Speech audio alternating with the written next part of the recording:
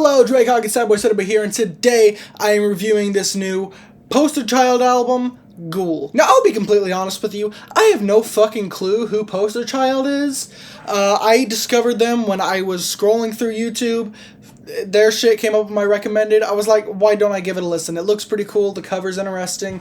The title of the artist is interesting. So I gave it a listen. And safe to say, I was enamored from the first note. The song that I came across was Killer Moon off of this record, and it was absolutely phenomenal. It was one of the darkest, most haunting tracks that I've heard this year, and so I decided to listen to the rest of the record, and the rest of this album definitely holds up, and it definitely stands to the same level as the rest of this track. Now, this album's about 20 tracks, 45 minutes in length. Each track is pretty short, ranging from about like 1 minute to like a minute 30. But in the short time that these tracks are present, they really do succeed in building an atmosphere and drawing the listener in. Now, from the very beginning, the intro track, Don't Be Sorry, opens with this very, very menacing string note that drones on for a bit before these synth chords and haunting layered vocals come in and just absolutely wash over the listener with this great, beautiful, pristine, well-produced wall of sound. I have to say, this is probably one of the best intros of this year. And then the great run of songs just starts from there. Mirror really helps to get the album going with its up-tempo drums and its synth chords that remind me a lot of Radiohead's Everything in the Right Place. And this song, I feel like, does the sound justice. Treehouse continues the creative streak on the album with one of the best grooves here. The drums are pristine.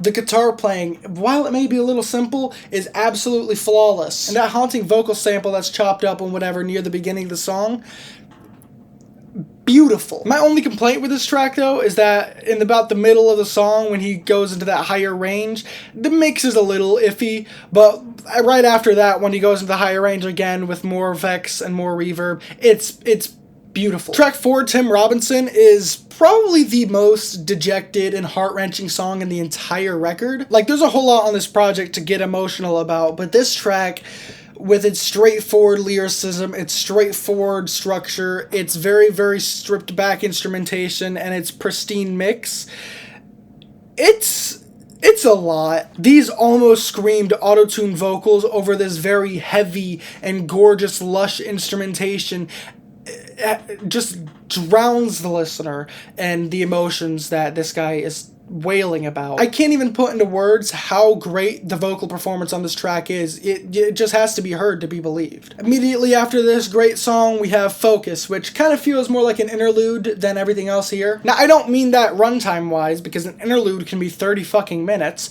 It just feels a little bit more underwritten and like it's not meant to be a grandiose thing like Tim Robinson. But the guitar work and production here is still phenomenal. Like, even though this track is one of the more upbeat and lighthearted things on the record, it's still about not being able to see the positives of this relationship that is now gone and this love that is no longer burning. Now everything in general just is seeming out of focus and unreachable, which is definitely something that I'm pretty sure all of us could relate to at one point in our lives, unless you're a sociopath. Forgetful is one of my favorite tracks on the album, but is also one that I'm kind of mixed on. Like, this track reminds me a lot of Kyoto by Phoebe Bridgers with its very upbeat, fun drums and its big, booming sound. But the mix on the song is just iffy and leaves a lot to be desired. Like, I feel like the song is too quiet for what it is and it's too compressed and everything.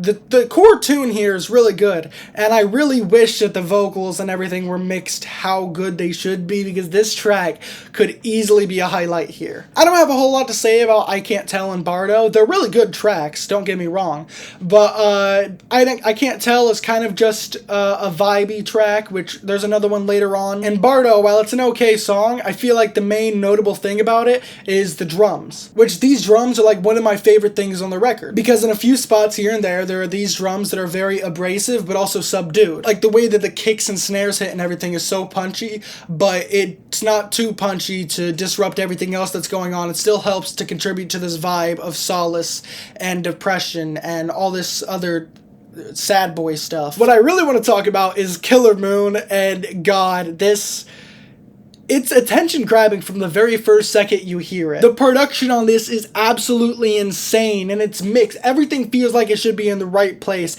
Everything feels like it hits how it should.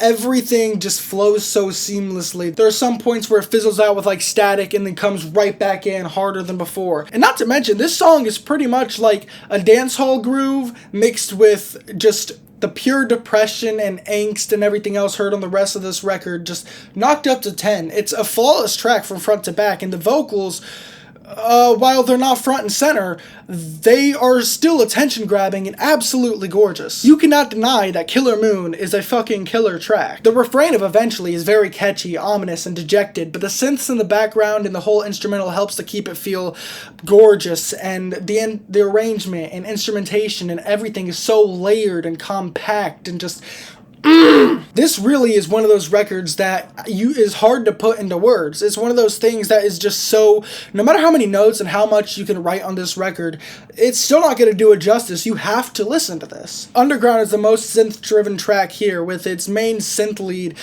reminding you a lot of Say You Will by an artist who will not be named anymore. And that guitar or synth or whatever it is just wailing away during the chorus is absolutely enthralling. On Rose Gold, the intro of the track is a tad worrying because it makes me think that this is going to be a complete diversion of sound and go into some autotune trap crap. Now, I love me some autotune trap, but like that would not fit on the record whatsoever.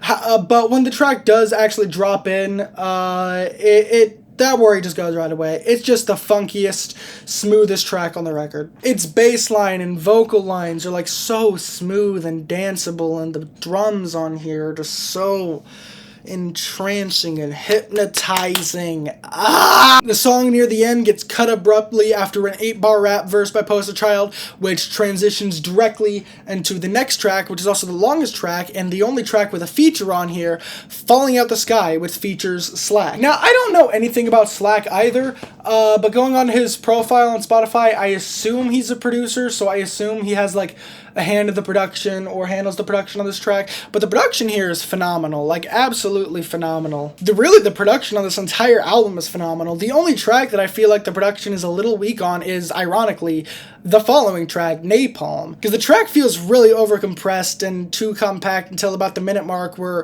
Posterchild just comes in and croons over the acoustic guitar by itself. That part sounds nice, but the rest of the track is just a little too At least the positive thing about Napalm is it helps to highlight the acoustic guitar playing on this album, and the guitar work is great, and that's highlighted in running the next track.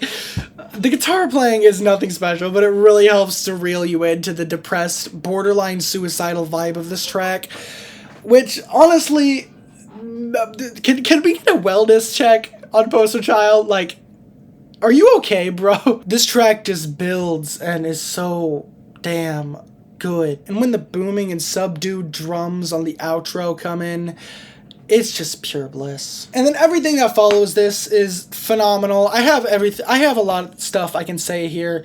Pretty much my notes are just hauntingly beautiful.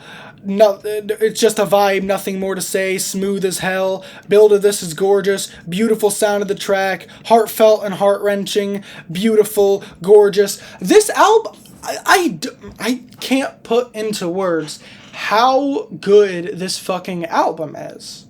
This is easily one of the most haunting and dark records I've heard of the year, and it really is something you just have to listen to believe for yourself. The only thing that keeps this from being absolutely flawless is some of the mixes here and there are a little iffy, and a couple vocal performances are whatever. But whenever the album hits, it fucking hits, and it keeps going, and it's just nothing but absolutely heartfelt, solace-filled, depressing, emo ballads, and I can't say enough good stuff about this record.